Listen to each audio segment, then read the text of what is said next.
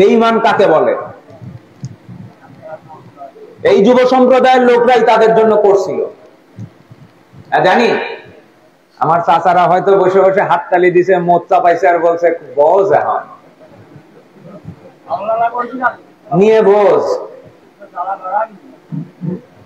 তারপরও আমি ওনাকে বলেছি, যখন বললাম না 30-35 দিন আগে, আমি ওনারে বলছি এত কিছুর পরও চাচা আল্লাহ আপনার ক্ষমতা কুলায় নাই দেখে, আল্লাহর রহমত আপনাদের উপর ছিল না দেখে সর্বোচ্চ চেষ্টা করছেন আমার সর্বোচ্চ ক্ষতি করা। আমার যদি ক্ষতিটা করে ফেলতেন,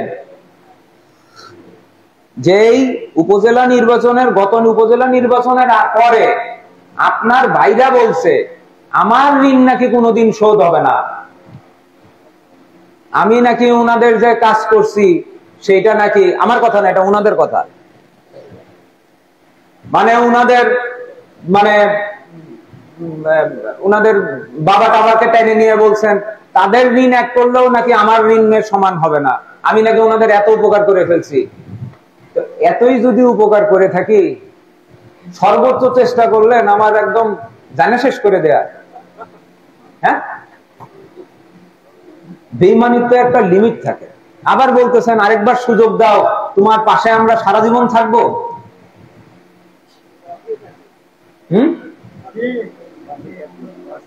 শুধু তাই না, আমি তখন আরো বললাম চাচা উপরওয়ালা মালিকের রহমতে এখন আল্লাহ আমাদেরকে যেই সম্মান যেই ক্ষমতার জায়গায় নিয়ে গেছে, পদ্মা নদীর মাঝখানে বাঁশ দিয়ে আপনাদের দাঁড় করে রাখতে পারি, কিন্তু তারপরও আপনাদের সঙ্গে বসতেছি, কারণ আমি ক্ষমতা খারাপ ভাবে খাটাইতে চাই না, আমি ওই পরিবারের ছেলে না, আমি ওই জিনিস শিখি নাই। ক্ষমতার সঙ্গে অনেক আমি যেমন সালের পরবর্তী বিএনপির সঙ্গে বিএনপির ক্যাডারদের সঙ্গে আমার কোনো তফাৎ হইল না। ক্ষমতা যখন আরো বেশি হয় মানুষকে তখন আরো নতজানু হইতে হয়, আমার ব্যবহারে যেন অন্য কেউ কষ্ট না পায়।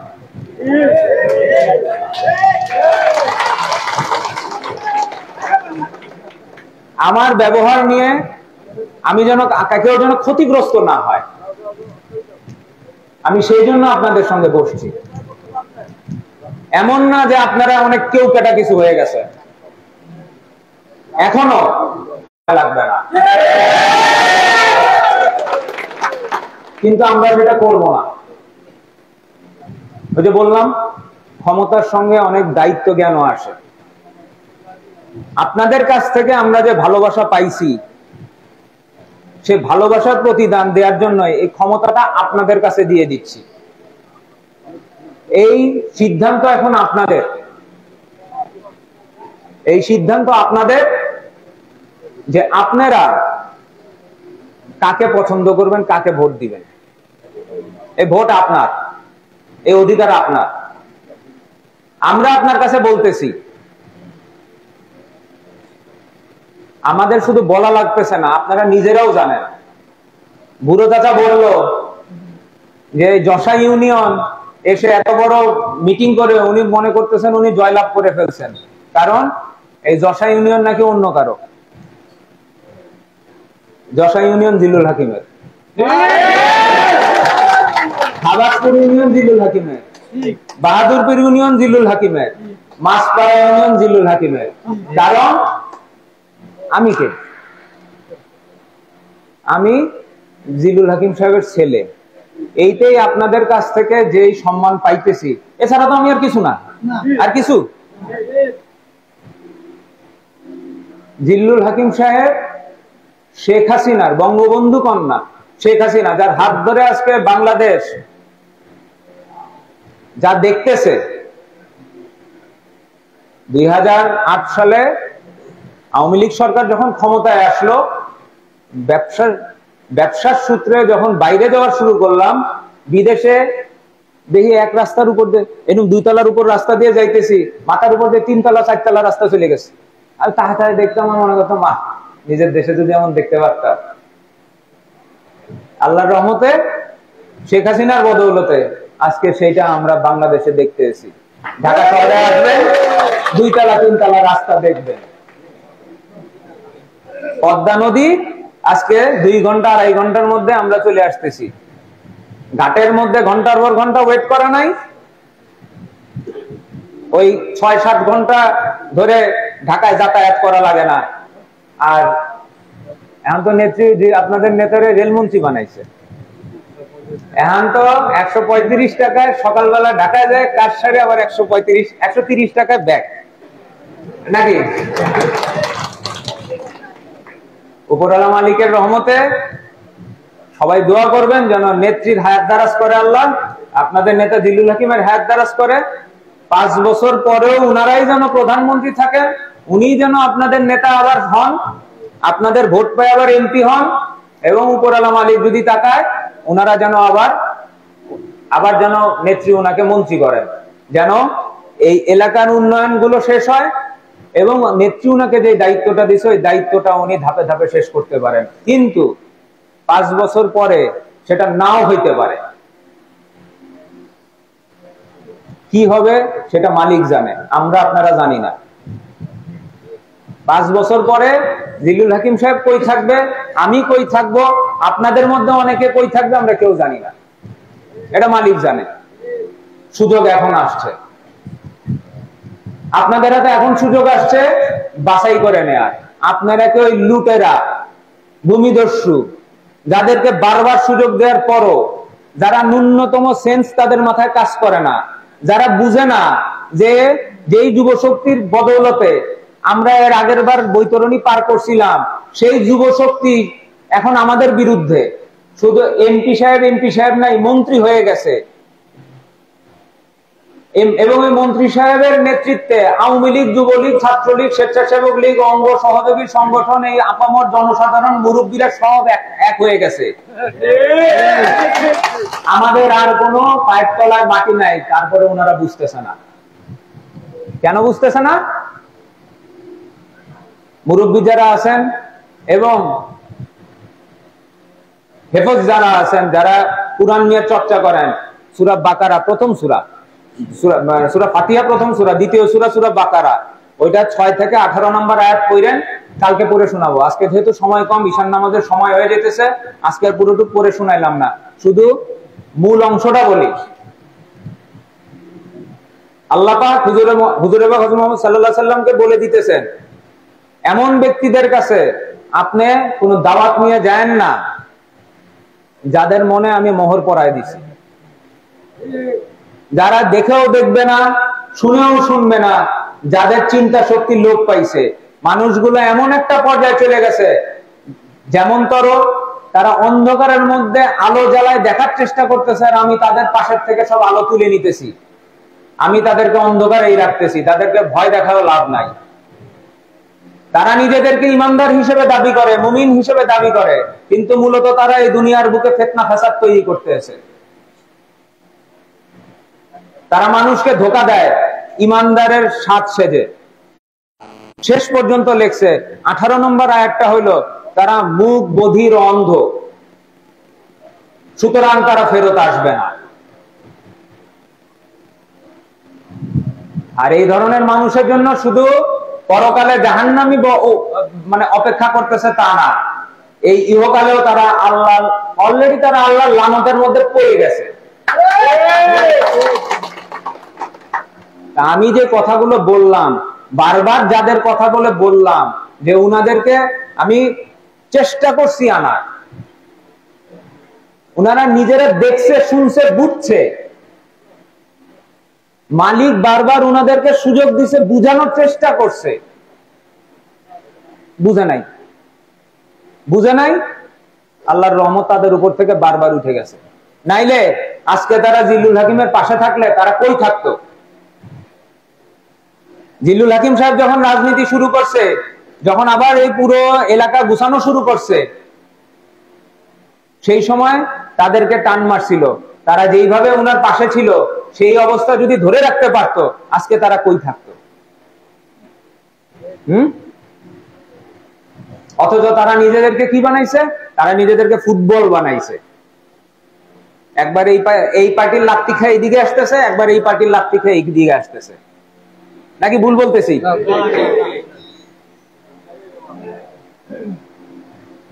কালকে দেখলাম একটা ক্লিপ জাহাঙ্গীর মন্ডল সাহেবের, কোন এক কীর্তন নাকি জলসায় যায়, হ্যাঁ, উনি ওই তবলার তালে তালে, ভাই গান আমিও পছন্দ করি, কিন্তু এত রঙ্গ তামাশা আমার মধ্যে নাই রে ভাই। এই রং তামাশা করে কথা বলতে পারবো না। উনি নাকি ভোটের অধিকারের জন্য ক্ষুদিরাম হইতে চায়। ক্ষুদিরামের আত্মত্যাগ সম্বন্ধে ওনার আইডিয়া আছে? ইনারা মহান মানুষ। ক্ষুদিরাম গাঁজা খায় ক্ষুদিরাম হয় নাই, মানুষের হক মেরে ক্ষুদিরাম হয় নাই।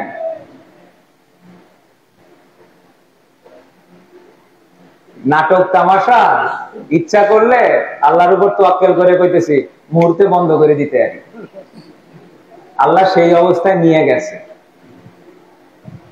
কিন্তু আমার কথা একটাই, ক্ষমতা আপনাদের হাতে, ভোটাধিকার আপনাদের হাতে। আমরা এখানে কোনো শক্তি প্রয়োগ করব না। কিন্তু আপনারা যদি রুখে দাঁড়ান, আপনারা যদি মনে করেন তাদেরকে বয়কট করবেন, আপনাদের ভয় পাওয়ার কোনো কারণ নাই, আমরা আছি আপনাদের পাশে। এবং আপনারা যদি আমাদের সাথে থাকেন, আপনাদের এইটুক কথা দিতেছি, 5 বছর পরে কি হবে না হবে এইটুক জানি না, কিন্তু এই 5 বছরের মধ্যে উন্নয়নের গতিধারা যেন অব্যাহত থাকে সেইটুক নিশ্চিত করার চেষ্টা করব। এবং পাংশার বুকে, কালুখালীর বুকে, বালিয়াকান্দির বুকে, বিশেষ করে পাংশার বুকে এমন কোন শক্তি রাখবো না যে মানুষের বুকে, নিরীহ একজন মানুষের বুকে পাড়া দিয়ে তার জমি অবৈধভাবে খাবে, তার হালাল কামাইয়ের উপর চাঁদাবাজি করবে। কোন একটা ঠিকাদার যদি কাজ নিয়ে কাজ করতে যায়, তাদেরকে হলো ইয়ে করে, মানে চাঁদা দিয়ে কাজ করতে হবে।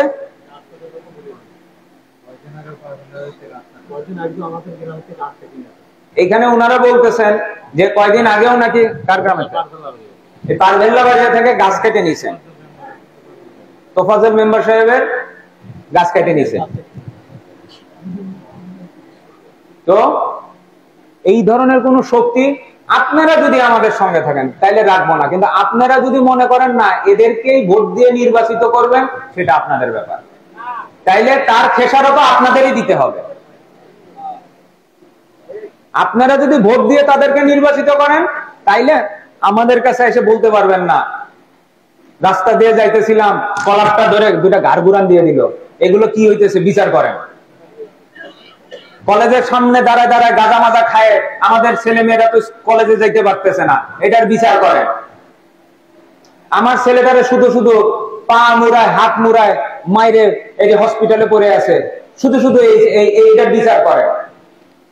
আমাদের কাছে বলতে আসতে পারবেন না, আমাদের কাছে বলতে আসতে পারবেন না আমার জমিটা দখল করে ফেলাই দিল। আমাদের দুই ভাইয়ের মধ্যে কাজিয়া, এর সুযোগে এসে মীমাংসা করার কথা বলে আমার জমিটা খায় ফেলতে এসে কিছু একটা করেন। ক্ষমতা আপনাদের হাতে। আপনাদের সামনে আমরা এই জন্যই আসছি, আমাদের আসার দরকার ছিল না। এখন আল্লাহ আমাদের এখানে নিয়ে গেছে। বদুদ মন্ডল সাহেব যদি উপজেলার চেয়ারম্যান হয়, সবার আগে যায় ওই মন্ত্রী মহোদয়ের পিছনে পায়ের তলায় যে পড়ে থাকবে। নাকি ভুল বললাম? কথাটা খুব খারাপ শোনাইলো, কিন্তু আসলেও কিন্তু তাই। এইখানে দলীয় নেতা কর্মীদের উপর, সাধারণ মানুষের উপর কি অত্যাচার চললো আমরা কি বলবো, দেখার দরকার নাই। উপজেলা চেয়ারম্যান আমার কাছে তো পড়েই আছে। আমার যারে দরকার আমি খালি বলে দিতেছি, এই ওটা দেখতো একটু, কেউ মাথা তুলতে পারবেন না, কথা বলতে পারবেন না। আমাদের কিন্তু এক হিসেবে লাভই ছিল, কিন্তু না, আপনাদের কাছ থেকে যে ভালোবাসা পাইছি, এবং শরীরের মধ্যে ভাইরাস থাকলে ওই শরীর নিয়ে কাজ করা যায় না। যেহেতু একটা যুগান্তকারী উন্নয়নের অপেক্ষায় আছি, দেখতে চাই পাংশাটাকে এমন একটা জায়গায়, কালুখালীটাকে এমন একটা জায়গায়, যেটা প্রথমেই বললাম যে আশপাশের কয়েক জেলার মানুষ আমাদের দিকে তাকে শুধু তাকাই থাকবে না, আমাদের এখানে আসবে। রেলের ফ্যাক্টরি যেটা রাজবাড়িতে হওয়ার কথা, মন্ত্রী মহোদয় কাজ দ্রুতগতিতে আগায় নিয়ে যাইতেছে। একটা ফ্যাক্টরি কত টাকার হইতে পারে ধারণা আছে? আমি মুখ দিয়ে বলতে পারবো না, কারণ এটা গোপন নথি, নিজে দেখছি তো। কিন্তু এইটুক বলি, সেইটা 50,000 কোটি টাকার উপরে ওইটার বাজেট। এইটুক বললাম, এক্সাক্ট ফিগারটা বললাম, ওটা আরেকটু বেশি কমও হইতে পারে। 50,000 কোটি টাকা, 5,000-এর উপর লোক ওইখানে কাজ করবে। ওইখানেও একটা 250 বেডের হসপিটাল হবে।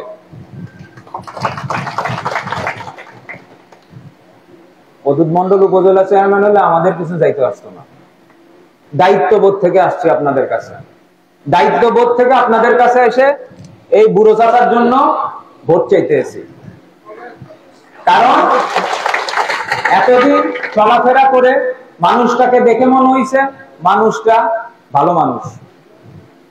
মানুষটা এতদিন যখন একটা ইউনিয়নের মানুষকে দেখভাল করতে পারছে, উপজেলা আওয়ামী লীগের সভাপতি হিসেবে কোনোদিন কোনো ধরনের গ্রুপিং তৈরির চেষ্টা করে নাই। উনি আর পাতা চাচা মিলে যে পাতা চাচাকে বঙ্গবন্ধুর ভাস্কর্য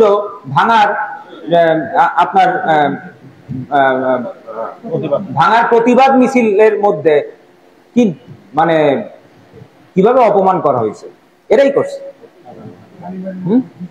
অথচ পাতা চাচা কিন্তু এক হিসেবে ওনাদের উপকার করছে ওই উপজেলা ইলেকশনের সময়। আপনারা ওই তাদেরকে ভোট দিয়ে নিয়ে এসে পিঠের মধ্যে ছালা পাইন্দে ঘুরবেন, নাকি বুড়ো চেয়ারম্যানরা ভোট দিয়ে একটু আরামে উন্নয়ন দেখবেন, নিজের হালাল কামাই নিয়ে পরিবার পরিজন নিয়ে ভালো থাকবেন, সেটা আপনাদের সিদ্ধান্ত।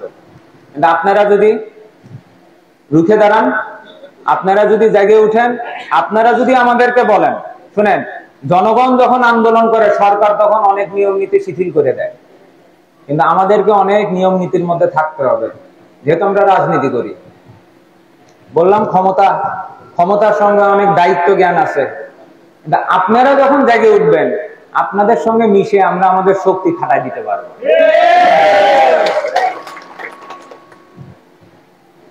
আর বেশি দীর্ঘায়িত করব না, আপনাদেরও নামাজের সময় হয়ে যাচ্ছে, নামাজ পড়তে হবে। আর সময় হয়ে গেছে, শেষ, নামাজ শেষ। নিজেরা যায় আর একটা জামাত বানান নেবেন, অনেক মানুষ আছেন তো, আল্লাহর নামে জামাত বানিয়ে করে ফেলাইলে দিলে হইল। আর কথাও আর তেমন নাই, এইটুকুই কথা। তবে আপনাদের কাছে অনুরোধ করব, দয়া করে বারবার আর সুযোগ দিয়েন না। ওই যে বললাম, কুরআন শরীফের ওই কথা শুনে ওইটুক পরে আমার নিজের কাছে মনে হয়েছে যে এইবার আমার সিদ্ধান্ত পাল্টানো উচিত। সবাইকে নিয়ে আরামে থাকা যায় না। আপনাদের কাছে একটা কথা দিতেছি, ওদেরকে যদি আপনারা এবার বয়কট করেন, ওরা এসে তারপর আমাদের সঙ্গে আবার খাতির জমাবে, ওই সুযোগ আর পাবে না। বিদায়। আপনারা যদি তারে লাল কার্ড দেখান, আমরা টিমেরকে ব্যাক করে দেব, একেবারে বিদায়। তো আপনাদের এই ভয় পাওয়ার কোনো কারণ নাই যে আমরা নির্বাচনের মাঠে 19-20 হইল কিছু, তাদের কোনো কথার বিরুদ্ধে প্রতিবাদ করতে গেলাম, আবার যায় তো তারা এক হবে, পরে আমাদের তো আসবে, আমাদের উপর চাপ আসবে, ওই ভয় নাই। লাল কার্ড মানে লাল কার্ডই এবার, কিন্তু লাল কার্ড আপনাদের দেখাইতে হবে। লাল কার্ড দেখাবেন সবাই, দেখাবেন লাল কার্ড। যদি সবাই লাল কার্ড দেখান, তাহলে ইনশাল্লাহ আমি 5 বছর মেসির খেলা দেখতে পারবেন। উন্নয়নে গতিধারা কিভাবে অব্যাহত থাকে, শান্তি শৃঙ্খলা কিভাবে বজায় রাখে, এই খেলার মধ্যে মেসির শৈল্পিকতা, নৈপুণ্যতা, এগুলো দেখতে পারবেন মেসির খেলার মতো। আর যদি আপনারা মাঠের মধ্যে ফাউল খেলার লোক নিয়ে আসেন, তাহলে খালি ফাউল হবে আর লাল কার্ডের সরাসরি হবে। কালকে আপনাদের সঙ্গে আবার দেখা হবে, কালকে নতুন নতুন কিছু কথা বলার চেষ্টা করব।